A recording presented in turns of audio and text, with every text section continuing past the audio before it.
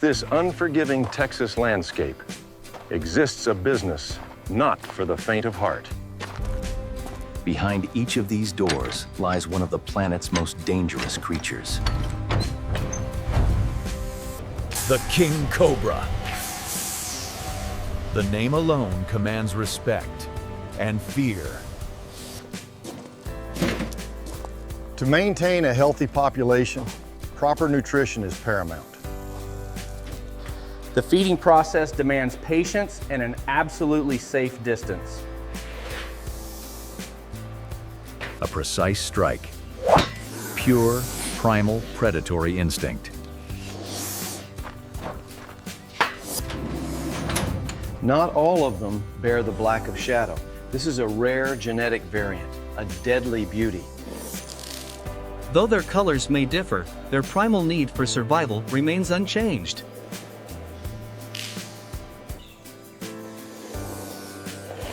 The young ones are raised communally. They learn to compete from birth. Diets are diversified to stimulate natural hunting instincts.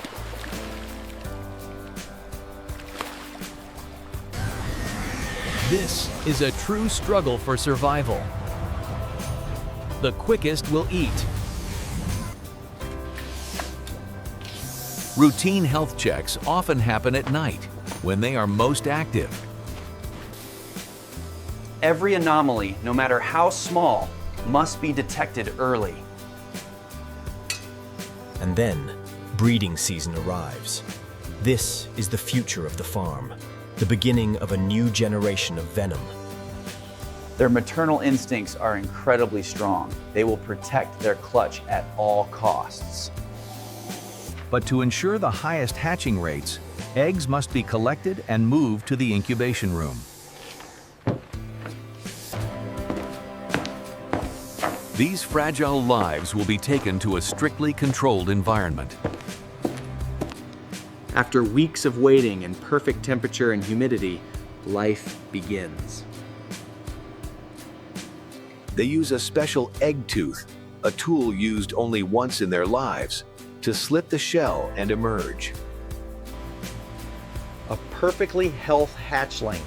From this very moment, it carries deadly venom.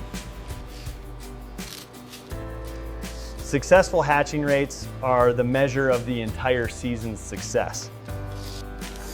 The life cycle continues. Hatchlings emerge.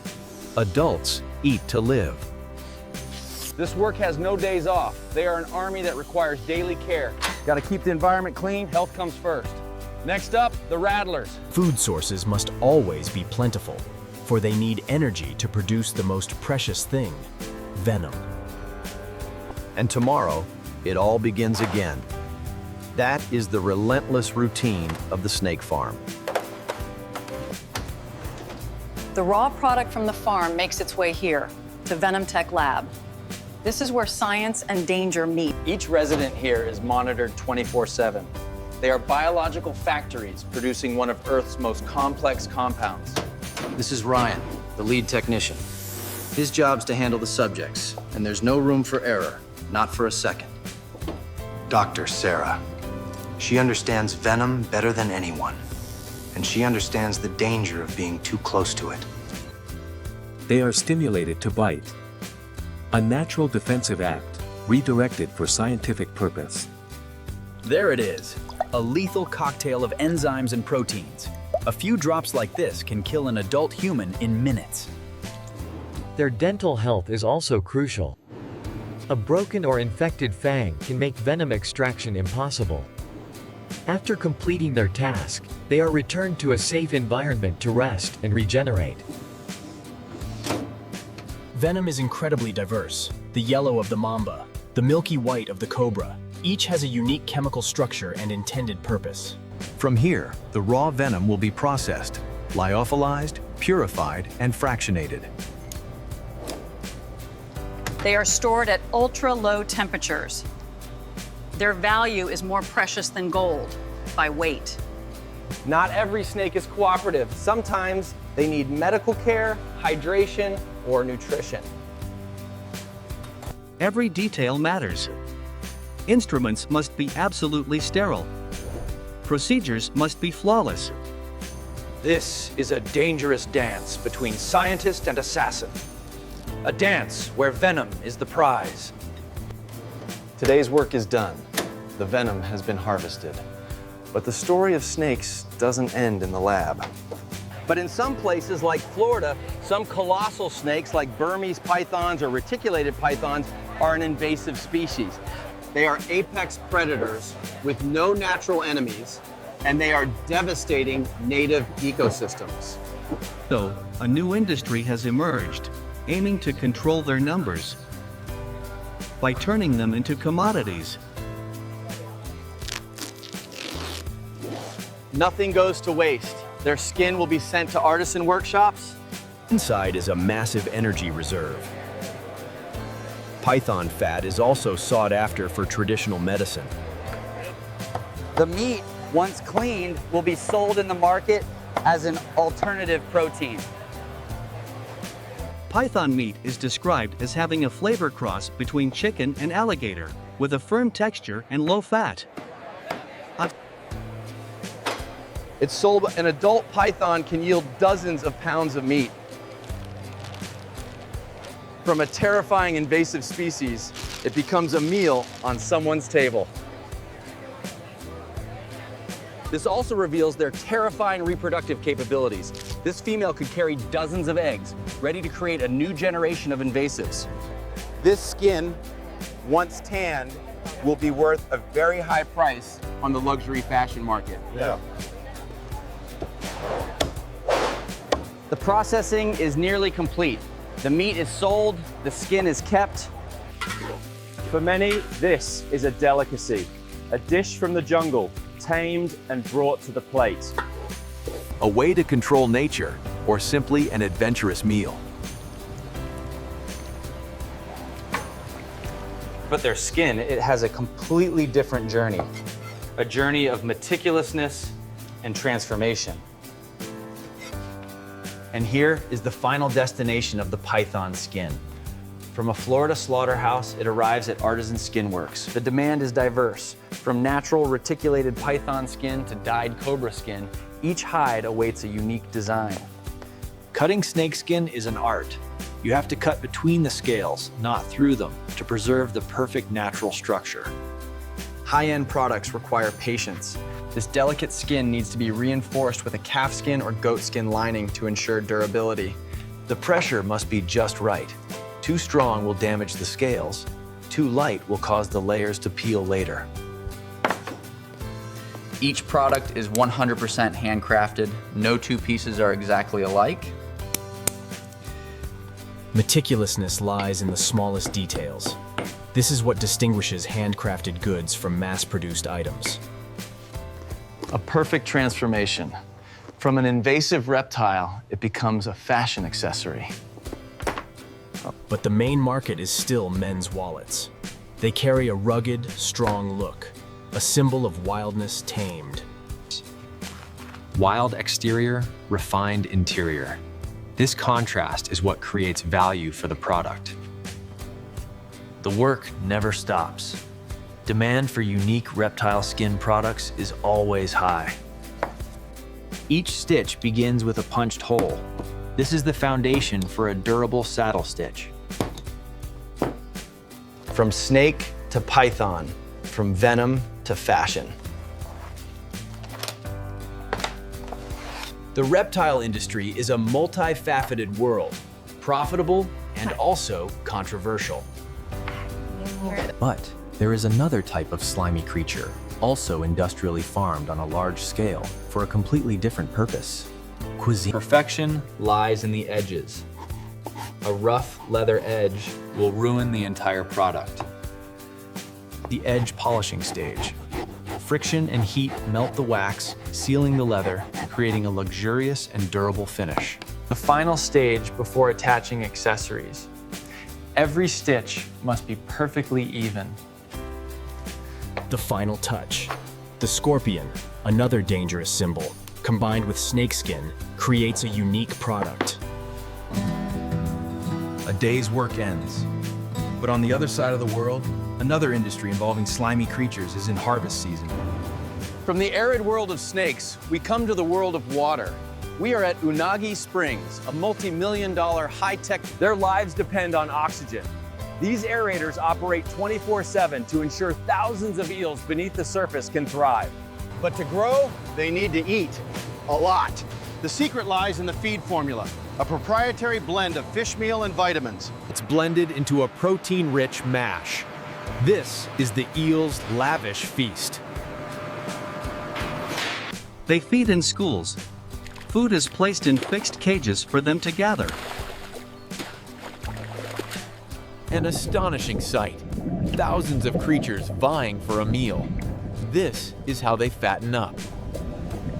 After many months, harvest season arrives.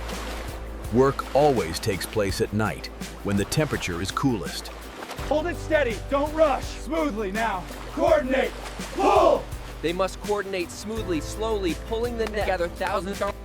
These are glass eels, the early life stage. They are harvested and brought back to the farm to begin the fattening cycle. And this is the result. Mature eels, after harvesting, are immediately transported to the sorting factory. This is Maria. Her job is to sort eels by hand, standing amidst thousands of slippery creatures. They are sorted by size and quality. Only the best are sent to top restaurants. And this is where the eel's journey ends, and art begins. We meet Chef Ken. Filleting eel is a skill that takes years to master. The knife must go precisely between the flesh and bone without breaking the organs. The bamboo skewers are not just for handling. They help keep the eel straight and cook evenly when grilled. Grilling over binchotan charcoal. This type of charcoal burns at extremely high temperatures, making the skin crispy without imparting a smoky flavor. And here's the secret, the tare sauce. Some restaurants pride themselves on their sauce pots having been passed down for generations. Unahu, a simple yet refined dish. It's not just food, it's a part of culture, a luxury. Perfection. From high-tech farms, through the hands of workers, to the culinary artistry of the chef. Finally, whether it's venom to save lives, python skin for beauty, or grilled eel for a lavish meal. These creatures, whether fearsome or fascinating, have become an inseparable part of our lives and economy. These are the people who have learned to coexist, work, and benefit from the planet's most mysterious creatures. A giant industry built on a slimy, mysterious creature. A world where death and life always go hand in hand. But before becoming a billion-dollar industry, as seen in Part 5, everything begins here, the fragile start of life. These are glass eels, almost transparent, mysterious creatures that have traveled thousands of miles across the ocean to reach this point. At this stage, they are incredibly fragile. Their survival rate depends entirely on this artificial environment. To cultivate predators like eels, you must first cultivate their prey. These are white worms, specifically cultured as live feed. The transportation of live cultures, even for prey species, is a science. Oxygen and temperature must be absolutely controlled. They thrive in this controlled environment, becoming a rich source of protein for the eel's early life stages. But this laboratory also researches threats. This is a type of parasite that could devastate an entire rearing tank if undetected. Every gram of glass eel is valuable. They are counted, weighed, and sorted before being introduced into the fattening system. From glass eels, they develop into fry. Their color begins to darken, and they start to require a different type of food. Similar to the adult eel farm in Part 5, the fry's diet is also a scientific formula. But here, this is merely the beginning of a... To fatten millions of eels, you need an industrial-scale kitchen. Everything starts with raw protein sources. This formula is a trade secret. A precise blend of fish meal, vitamins, and binders. The consistency must be perfect.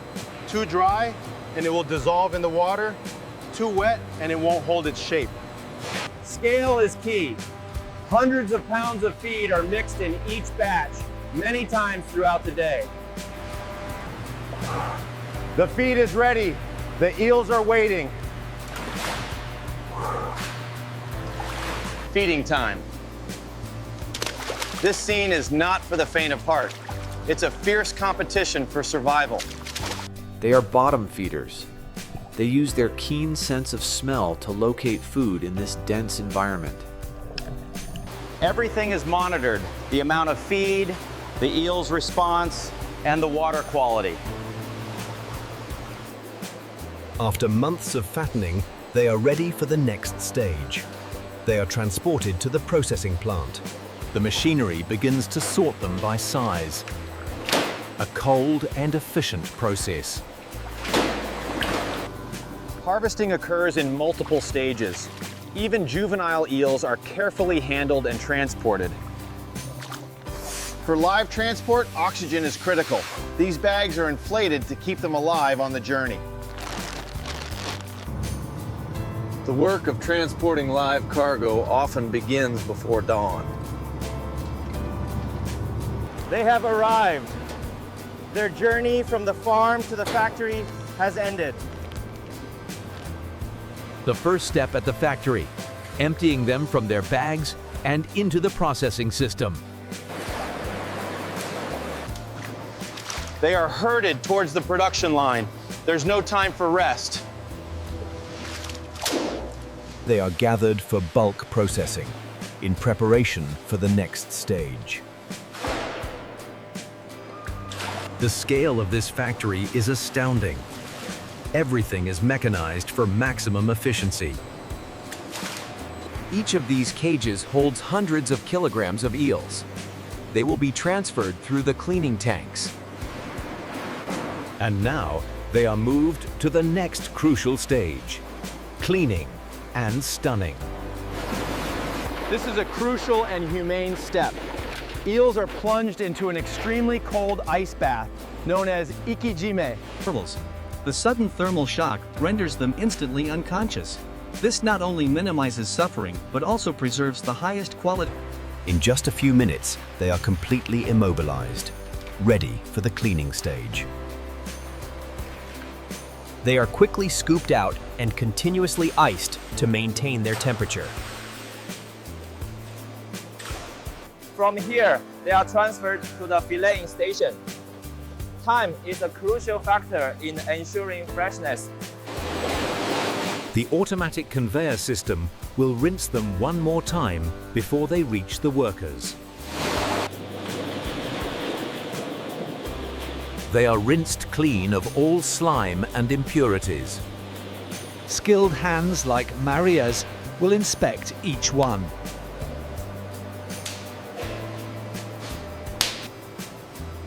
Now the most meticulous part begins, filleting. The icing process is continuous at every stage to ensure the fish never warm up. Filleting eel is an art. It requires a special knife and a technique perfected over centuries. First, it must be fixed. The eel is extremely slippery, even when dead. There is no room for error. The knife will pass close to the spine. A single stroke from head to tail, separating the flesh from the bone. The entire process for a single eel takes only a few seconds in the hands of an expert. A final check by touch. The fillet must be perfect before heading to the grilling line. After filleting, the eel meat is immediately moved to the next station. But simultaneously, this factory also processes whole eels. This is the automated sorting line for whole eels. These eels are sorted by weight for export as whole fish, or to be directed to other processing lines. Each of these scoops is connected to an electronic weighing system. As they move along, each eel is automatically weighed. computer system drops them into the correct bins based on weight. Red for large, yellow for medium, blue for small. Fully automated. The sorted batches are ready. They are transferred to the packing or storage area. Once again, ice is a crucial factor, keeping them fresh. But let's return to the fillets. This is where they begin their journey to becoming the famous kabayaki. They are rinsed clean and chilled one last time before going onto the grill. And the grilling process begins. Piece by piece, carefully arranged on the conveyor belt. This ensures they are grilled evenly. The fillet must be flat. Any imperfection is immediately corrected.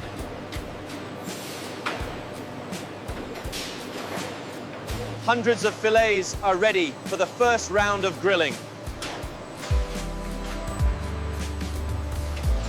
Workers constantly check to ensure the temperature and timing are perfect. This conveyor belt is designed to withstand extremely high temperatures. This is the shirayaki grilling stage, grilling without sauce. The open flame crisps the skin and renders excess fat. The first round of grilling is complete. The meat is par cooked. But the most important part is yet to come. Now they are dipped in tare sauce, or a sweet and savory soy-based sauce. This is the soul of kabayaki. They are dipped, grilled, and then dipped again. This process is repeated multiple times to create the perfect caramelized glaze. Look at that glossy glaze. The sweetness of the sauce, the richness of the eel, all harmonizing under the heat. Workers check to ensure every eel piece meets the standard for color and doneness. The final stage of the grilling line.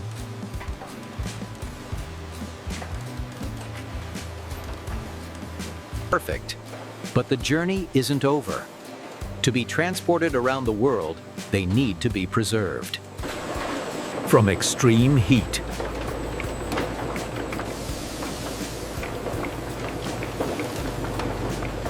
to extreme cold.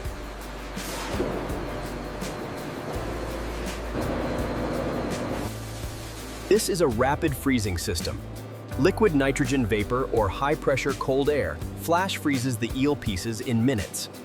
Flash freezing helps retain the texture and flavor, preventing the formation of large ice crystals that can damage the meat fibers. The product is now ready for packaging.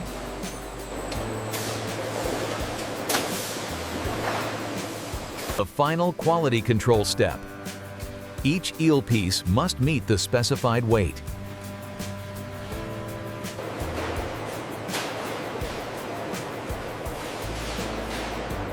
The packaging is ready. They are neatly arranged, ready for their journey to supermarkets and restaurants worldwide. And finally, after a long journey, they reach the consumer. Now, enjoying grilled kabayaki eel becomes truly easy. Just a few minutes of heating, and we have a wonderful meal. Look at that glossy sauce and tender flesh. It's hard to believe this is a frozen product. Soft, rich, and full of flavor. Perfect. A taste of Japan, produced with advanced technology right in your home. From transparent larvae to a luxurious meal. An incredible journey of technology, biology, and flavor.